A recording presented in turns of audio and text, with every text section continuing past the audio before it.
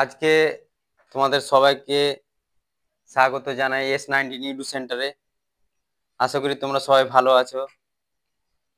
আজকে আমি যেটা টপিক নিয়ে এসেছি তোমাদের সামনে, মাধ্যমিকের 10 ক্লাসের জিওগ্রাফি বা ভূগোল সাবজেক্ট। ভূগোল সাবজেক্টের মাধ্যমিকের প্রথম অধ্যায় আছে, দেখো, বহির্জাত প্রক্রিয়া ও তাদের দ্বারা সৃষ্ট ভূমিরূপ। এই টপিকের আমি ফার্স্ট পার্টটা আজকে আলোচনা করব। তোমরা মন দিয়ে দেখবা এবং মন দিয়ে শুনবা। তোমাদের পড়া যত শর্ট কোশ্চিন আছে, 2 মার্কের কোশ্চিন যা আসবে সবই সুন্দরভাবে হয়ে যাবে। তোমরা মনোযোগ সহকারে শুনো। আজকে শুরু করছি আমি বহির্জাতের প্রক্রিয়ার ফার্স্ট টপিকটা। তো দেখো, মাধ্যমিক ভূগোলের ফার্স্ট অধ্যায়ের যেটা তোমরা পড়বা, বহির্জাত প্রক্রিয়া। তো বহির্জাত প্রক্রিয়া কি সেটা পরে জানবো। আগে দেখব, আমরা যদি জানি পৃথিবীর সব জায়গায় সমান নয়, কোথাও উঁচু, কোথাও নিচু, কোথাও সমতল। তো এর মানে দেখো, পৃথিবী যদি আমি পৃথিবীটার রূপটা আঁকি, অঙ্কন করি, তো পৃথিবীর কোন অংশ দেখো খুবই উঁচু, শৃঙ্গের মতো আছে। আবার কোনো অংশ দেখো শৃঙ্গ থেকে একটু হালকা নিচু আছে। আবার কোথাও ঢেউ খেলানো আছে, আবার কোথাও সমতল আছে। এই রূপটা হচ্ছে পৃথিবীর রূপ বা চেহারা। এই যে আমি দেখছি পৃথিবীর রূপ কোথাও উঁচু, সেটাকে বলছি পর্বত। তারপরে একটু নিচু, তাকে বলছি পাহাড়। তারপরে বন্ধুর ঢেউ খেলানো, উঁচু নিচু, তাকে বলা হচ্ছে কি মালভূমি। কি বলা হচ্ছে? মালভূমি। আর দেখো তার থেকে এসেছে লাস্টে সমতল। এই যে আমি বৈচিত্র্যময় ভূমিরূপ দেখতে পাচ্ছি পৃথিবীর চেহারাতে, কোথাও উঁচু, কোথাও নিচু, কোথাও সমতল, কোথাও এবড়ো খেবড়ো, উঁচু নিচু। এই বৈচিত্র্যময় চেহারাকে, পৃথিবীর রূপটাকে বলা হয় কি? ভূমিরূপ। কি বলা হয়? ভূমিরূপ। ইংলিশে বলা হয় ল্যান্ড ফর্ম। কি বলা হয়? Land form. এই যে আমি জানলাম ভূমিরূপের সংজ্ঞা বা ধারণা। তো ভূমিরূপ যে গঠন হবে, কোথাও পর্বত হলো, কোথাও পাহাড় হলো, কোথাও মালভূমি হলো, কোথাও সমতল ভূমি হলো, এই যে গঠন যে হয়েছে, এই গঠনের পিছনে দুটি প্রক্রিয়া কাজ করে। কটি প্রক্রিয়া? দুটি প্রক্রিয়া। দেখো, ভূমিরূপ গঠনে দুটি প্রক্রিয়া কাজ করে। আর ভূমিরূপের সংজ্ঞাটা এসছে 2017-তে মাধ্যমিকে, ওই জন্য। এবার ভূমিরূপ গঠনে দুটি প্রক্রিয়া কাজ করে গঠনে, সেটি হলো, একটা হচ্ছে অন্তর্জাত বা অভ্যন্তরীণ, যাকে ইংলিশে বলা হয় এন্ডোজেনেটিক ফোর্স বা প্রসেস। আর দ্বিতীয় হচ্ছে বহির্জাত প্রক্রিয়া বা এক্সোজেনেটিক। এক্সো মানে কি? বাইরে, এন্ডো মানে ভিতরে। তো ভিতরে যেটা কাজ করবে, যে সব শক্তি ভিতরে, ভূ অভ্যন্তরে, দেখো, এটা হচ্ছে ভূপৃষ্ঠ। পৃথিবীর উপরেরটাকে বলা হচ্ছে কি? ভূপৃষ্ঠ, তোমরা জানো। আর নিচেরটাকে বলা হচ্ছে কি? ভূগর্ভ বা অভ্যন্তরীণ স্থান, হ্যাঁ, বা গভীরতম স্থান। তো অভ্যন্তরীণে যেসব শক্তি কার্যকারী করবে এবং ভূমিরূপের গঠন করবে এবং পরিবর্তন করবে, তাকে আমরা কি বলবো? অন্তর্জাত। কি বলবো? অন্তর্জাত। তো এবার দেখো, অন্তর্জাতে কি তৈরি হবে? কখনো পর্বত তৈরি হবে, কখনো পাহাড় তৈরি হবে, কখনো মালভূমি তৈরি হবে। তো একটা জায়গা আছে সমতল, আপনা আপনি হয়ে যাবে? এর পিছনে কারণ আছে। কারণ কি? যদি আমি দেখি অন্তর্জাতে যে গঠন হবে, যে সব শক্তি ক্রিয়া করবে, ভূ আলোড়ন, সেটা হচ্ছে একটা ভূমিকম্প হতে পারে। কি হতে পারে? ভূমিকম্প হতে পারে। ভূমিকম্পর ফলে কি হচ্ছে? ভূপৃষ্ঠ ফাটল তৈরি হবে। ফাটলের মাধ্যমে কি হতে পারে? কোন জায়গায় উঁচু হয়ে যেতে পারে। উঁচু হয়ে গিয়ে তখন কি তৈরি হতে পারে? পর্বত তৈরি হতে পারে। কোন জায়গায় অগ্নুৎপাত হবে, ম্যাগমা। ভূপৃষ্ঠে ফাটলের ফলে কি উঠবে? ম্যাগমা। আগ্নেয়গিরি অগ্নুৎপাতের ফলেও কি তৈরি হবে? বিভিন্ন ধরনের ভূমিরূপ গঠন হবে, পরিবর্তন হবে। এবার কোন টাইমে ভূমিকম্পের ফলে পর্বত গঠন হবে, স্তূপ পর্বত গঠন হবে, ফাটলের মধ্যে চ্যুতি দেখা যাবে, হ্যাঁ, দুইটা সাইড সরে যাবে, তাকে বলা হয় ফল্ট, চ্যুতি। কোন স্থানে ভাঁজও তৈরি হবে। তো ভূমিরূপ গঠনে, পাহাড় পর্বত মালভূমি গঠনে সবচেয়ে কার্যকরী শক্তি কাজ করে যেসব শক্তি কার্যকারী করে তাকে বলা হয় অভ্যন্তরীণ শক্তি। কি বলা হয়? অভ্যন্তরীণ শক্তি। লেখা আছে দেখে, যে সমস্ত ভূমিরূপের গঠনকারী শক্তি ভূ অভ্যন্তরে কার্য করে, মানে ভিতরে, তাকে বলা হয় কি? ভূ অভ্যন্তরীণ শক্তি। এবার দেখবো ভূ অভ্যন্তরীণ শক্তি আমাদের মানে প্রক্রিয়াটা আমাদের টপিকে নাই, তবু আমাদের জানতে হবে। আমাদের টপিকে আছে বহির্জাত শক্তি। কি আছে? বহির্জাত প্রক্রিয়া। আর বহির্জাত প্রক্রিয়াগুলির মধ্যে কি আছে? নদী, বায়ু, হিমবাহ, এসব হচ্ছে কি? বহির্জাত প্রক্রিয়া। আর এন্ডোজেনেটিক বা অন্তর্জাত প্রক্রিয়াগুলি কি? ভূমিকম্প, আগ্নেয়গিরি, অগ্নুৎপাত উদাহরণ হিসাবে বলতে পারি না। এসব ভূপৃষ্ঠের ভিতরে কার্য, ভূপৃষ্ঠের উপরে না, অভ্যন্তরে কার্যকারী করবে। বুঝা গেল? এবার যদি আমি বলি এর বৈশিষ্ট্য কি হবে, অন্তর্জাতের বা ভূ অভ্যন্তরীণের বৈশিষ্ট্য কি হবে, তো বৈশিষ্ট্য আমি লিখতে পারি, এটা হবে যেমন ভূমিকম্প যদি আসে, হঠাৎ করে আসবে ভূমিকম্প, এটা কি অন্তর্জাত না বহির্জাত? ভিতরে হচ্ছে না, তো ভূমিকম্পটা কি? আগ্নেয়গিরি অগ্নুৎপাত ভিতরে, তো এরা হচ্ছে কি?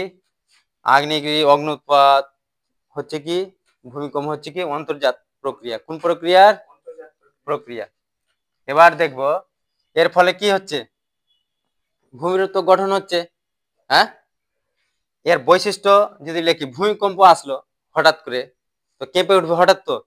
হ্যাঁ, তো এটাকে বলতে পারি, ভূমিকম্পটাকে দ্রুত বলতে পারি না, হঠাৎ করে কেঁপে উঠে গেল। তো এই প্রক্রিয়ার বৈশিষ্ট্য যদি অ্যাড করি, তো এই প্রক্রিয়াকে বলতে পারি দ্রুত বা ধীর গতি প্রক্রিয়া।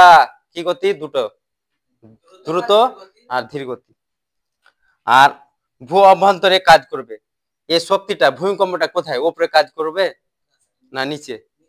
নিচে। নিচে কার্যকারী হবে। ভূপৃষ্ঠের কোথায় হবে? নিচে কার্যকারী হবে। এর দ্বিতীয় বৈশিষ্ট্য লিখতে পারি।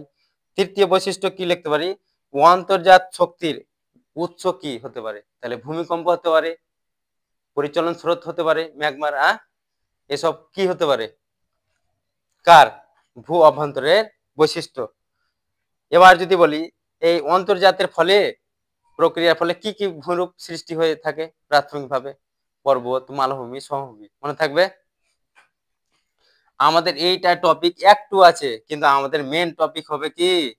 ফার্স্ট অধ্যায়ের বহির্জাত প্রক্রিয়া ও তাদের দ্বারা সৃষ্ট ভূমিরূপ। এবার আমি আসছি বহির্জাত প্রক্রিয়া। বহির্জাত মানে বাইরে, এক্সোজেনেটিক, বাইরে ক্রিয়া হবে। কোথায় হবে? বাইরে। দেখো, নদীর জল, নদীর জল কোথায় দেখছি? ভিতরে না বাইরে? বাইরে। তো বাইরে ক্রিয়া করবে। বায়ু কোথায় দেখছি? বাইরে। না দেখতে পাই, অনুভব করছি। হিমবাহ কোথায় দেখবে? তাহলে বহির্জাত প্রক্রিয়ার উদাহরণ যদি আসে, তো নদী প্রবাহ, বায়ু প্রবাহ, হিমবাহ প্রবাহ, এসব প্রাকৃতিক শক্তি। কি? ন্যাচুরাল প্রাকৃতিক শক্তির দ্বারা কোন স্থানের ভূমিরূপের ক্ষয় করবে। হ্যাঁ, নদীও ক্ষয় করবে, সঞ্চয় করবে, বায়ু ক্ষয় সঞ্চয়, হিমবাহ ক্ষয় সঞ্চয় করবে। ভূপৃষ্ঠের উপরে নদী, বায়ু, হিমবাহের দ্বারা, বিভিন্ন প্রাকৃতিক শক্তির দ্বারা, এছাড়াও সমুদ্র তরঙ্গ দ্বারা হতে পারে। ভূপৃষ্ঠের উপরিভাগে যখন ক্রিয়া করবে এবং ক্রিয়ার ফলে ভূমিরূপের পরিবর্তন বিবর্তন ঘটবে, তখন তাকে বলবো কি? বহির্জাত প্রক্রিয়া। বহির্জাত মানে কি? বাইরে। ভূপৃষ্ঠের বাইরে যেসব প্রাকৃতিক শক্তি, যেমন নদী, বায়ু, হিমবাহ ক্রিয়াশীল হবে এবং পৃথিবী পৃষ্ঠের বা ভূপৃষ্ঠের পরিবর্তন সাধন করবে, তখন তাকে বলবো কি? বহির্জাত প্রক্রিয়া। এবার পরীক্ষাতে আসে বহির্জাত প্রক্রিয়া কাকে বলে। এবার বহির্জাত প্রক্রিয়ার উদাহরণ দাও, তো লিখবো কি? নদী, বায়ু, হিমবাহ। বহির্জাত প্রক্রিয়ার উৎস কি? সূর্য। কি বলবো? সূর্য। এটা বৈশিষ্ট্যতে অ্যাড করতে পারি। দেখো, বহির্জাত প্রক্রিয়ার উৎস কি? সূর্য বা সৌরশক্তি। সূর্য বা সৌরশক্তি। তাহলে এর বৈশিষ্ট্য কিছু অ্যাড করব। ভূ অভ্যন্ত, এটা অত্যন্ত ধীর প্রক্রিয়া। এটা ছিল কি? দুটো। অন্তর্জাত ছিল দ্রুত আর ধীর, আর বহির্জাত কি হবে? অত্যন্ত ধীর প্রক্রিয়া, ধীর গতির প্রক্রিয়া। মনে থাকবে? আর এটা অন্তর্জাত ভিতরে কার্য করছিল, ওটা কোথায় কার্য করবে? বাইরে। Very good. কোথায় করবে? এটা একটা বৈশিষ্ট্য, ভূপৃষ্ঠের উপরে বা বাইরে কার্যকারী হবে, যে ভূমির উপর পরিবর্তন করবে। এর মেন উৎস কি? সূর্য। কি? সূর্য। এবার উদাহরণ আমি দিতে পারি, এর উদাহরণগুলি কি পরীক্ষাতে কিন্তু এসেছিল। হ্যাঁ, 2024 না মাধ্যমিকে এরকম মনে হয় কি, বহির্জাত প্রক্রিয়া উদাহরণ দাও। উদাহরণগুলি কি কি? নদী প্রবাহ, বায়ু প্রবাহ, জল প্রবাহ, হিমবাহ প্রবাহ, এসব হচ্ছে কি বহির্জাত প্রক্রিয়া। তো বহির্জাত প্রক্রিয়া, যেখানে প্রচুর বৃষ্টিপাত হবে সেখানে কার দ্বারা ভূমিরূপ চেঞ্জ হবে? সঞ্চয় হবে, ক্ষয় হবে নদীর দ্বারা। যেখানে বৃষ্টিপাতের অভাব সেখানে কার দ্বারা হবে? সে সব কোন অঞ্চলে কার্যকারী করবে? মরু অঞ্চলে বা শুষ্ক অঞ্চলে। কে কার্যকারী করবে? বায়ু। বহির্জাত হিমবাহ, যেখানে তুষারপাত পড়ে সেখানে কি আসবে? সেখানে কি বায়ু আসবে বেশি? সেখানে আসবে তুষারপাত হলে বরফের দ্বারা হবে হিমবাহ। হিম মানে বরফ। আর বরফ গলে গেলে কি আসবে? জল। বরফ আর জলের দ্বারা ভূমির উপর পরিবর্তন হবে। এটা হচ্ছে কি বহির্জাত প্রক্রিয়া উদাহরণ কোন কোন অঞ্চলে। এবার দেখো বৈশিষ্ট্য জানলাম। এবার যদি পরীক্ষাতে আসে কি অন্তর্জাত বহির্জাত প্রক্রিয়ার পার্থক্য লেখো, পার্থক্য কিভাবে লেখো দেখো, পয়েন্ট করে দেবো বিষয়বস্তুতে প্রকৃতি। তো আমরা জানলাম কি অন্তর্জাতের প্রকৃতিটা কেমন। তো দ্রুত, দ্রুত কি আছে? দ্রুত আর ধীর, ধীর গতি সম্পন্ন। আর বহির্জাত কি আছে? অত্যন্ত ধীর গতি, অত্যন্ত কি গতি? ধীর গতি। সেকেন্ড তুমি লিখতে পারো স্থান। অন্তর্জাতের স্থান কি? অন্তর মানে কি? ভিতর। অন্তর মানে ভিতর। তো অন্তর্জাতের স্থানটা কোথায়? ভূগর্ভের নিচে। ভূগর্ভে। কোথায়? ভূগর্ভে। হ্যাঁ, কোথায় হচ্ছে? ভূগর্ভে। আর বহির্জাতের স্থানটা কোথায়? ভূপৃষ্ঠের উপরে। ভূপৃষ্ঠের কোথায়? উপরে। ভূগর্ভের নিচে হবে, কার্যকারী হবে কে? অন্তর্জাত। আর ভূপৃষ্ঠের উপরে কে হবে? বহির্জাত। বুঝা গেল? এবার সেকেন্ড লিখতে পারি উৎস। অন্তর্জাতের উৎস কি বললাম? তুমি তো জেনেছো কি ভূমিকম্প, আগ্নেয়গিরি, অগ্ন্যুৎপাত, পরিচলন স্রোত কোথায় থাকছে। তো এখানে লিখতে পারি ভূমিকম্প, লিখতে পারি উৎস।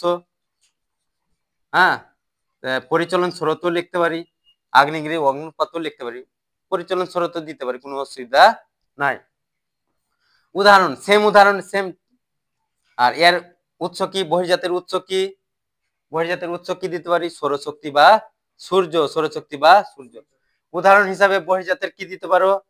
নদী, বায়ু প্রবাহ, হিমবাহ প্রবাহ, সমুদ্র তরঙ্গ প্রভৃতি। বুঝা গেল? তো বৈশিষ্ট্য। আর যদি লিখতে পারো কি কি ভূমিরূপ সৃষ্টি হয়? সৃষ্টিকারী ভূমিরূপ। তো সৃষ্টিকারী ভূমিরূপকে মালভূমি, পর্বত। কার? অন্তর্জাতে কি কি তৈরি হয়? মালভূমি, পর্বত, হ্যাঁ, সমভূমি। আর এখানে কি হয়? এরা শুধু কি করবে? বহির্জাতে ক্ষয়, সঞ্চয়, হ্যাঁ, এইসবের কি করবে? পরিবর্তন সাধন করবে ভূমিরূপে। হয়ে গেল। আর একটা কথা বলতে পারো যে অন্তর্জাত প্রক্রিয়া গঠনকারী প্রক্রিয়া, গঠনমূলক প্রক্রিয়া। আর বহির্জাত হচ্ছে কি ধ্বংসমূলক প্রক্রিয়া। মনে রাখবা, এটা কথা মনে রাখতে হবে। বৈশিষ্ট্য অ্যাড করতে পারো, পার্থক্য লিখতে পারো। অন্তর্জাত হচ্ছে কি গঠনমূলক, গঠনমূলক প্রক্রিয়া। যেমন পাহাড় পর্বত তৈরি হলো, পাহাড় পর্বত, মালভূমি, সমভূমি তৈরি হলো। আর এটাতে কি হবে? বিভিন্ন প্রাকৃতিক শক্তির দ্বারা এসব জিনিস ধীরে ধীরে কি হবে? ক্ষয় হবে, হ্যাঁ, সঞ্চয় হবে, ক্ষয়টাই হবে। ওই জন্য বহির্জাতের প্রক্রিয়ার নাম কি? ধ্বংসমূলক প্রক্রিয়া। মনে থাকবে? অন্তর্জাতকে গঠনমূলক প্রক্রিয়া, ওটা ধ্বংসমূলক প্রক্রিয়া। হ্যাঁ, আজ এই পর্যন্ত। এরপরের টপিকে তোমাদের নিয়ে আসবো আমি পর্যায়ন, মানে বহির্জাত প্রক্রিয়াগুলি কি কি, পর্যায়ন, আবহ বিকার, আরোহ, অবরোহ। এগুলা কিন্তু খুব গুরুত্বপূর্ণ কোশ্চিন আসে তোমাদের। আরেকটা কথা বলতে ভুলে গেছি আমি, আধুনিক ভূমিরূপ বিদ্যার জনককে? ডব্লিউ.এম. ডেভিস। ডব্লিউ.এম. ডেভিস। ভূমিরূপ তো জানলাম, রূপ বা চেহারা পৃথিবীর। আর যদি আসে ভূমিরূপ বিদ্যার জনককে? জেমস হাটটন। আধুনিক বলবে জনক ভূমিরূপ বিদ্যার ডব্লিউ.এম. ডেভিস। আর যদি শুধু আসে ভূমিরূপ বিদ্যার জনককে জেমস হার্টন। এরপরের টপিকে আমি নিয়ে আসবো বললাম। এবার তোমরা আশা করি বুঝতে পেরেছো। কোনো সমস্যা থাকলে আমাকে বলবা, আমি পুরো 10 ক্লাসের আমি আপলোড দিব সুন্দর করে, এবং আরো ভিডিও পেতে ভালো ভালো, হ্যাঁ, তোমাদের যাতে কোনো কোশ্চিন না ছুটে, শর্ট থেকে শুরু করে বড় কোশ্চিন পর্যন্ত। ওই জন্য আমার চ্যানেলটিকে S19 ইডু সেন্টারকে তোমরা সবাই সাবস্ক্রাইব করে নিবে এবং লাইক শেয়ার করবে। আর কোনো সমস্যা থাকলে কমেন্ট বক্সে জানাবে। আজ এই পর্যন্ত, ধন্যবাদ তোমাদের।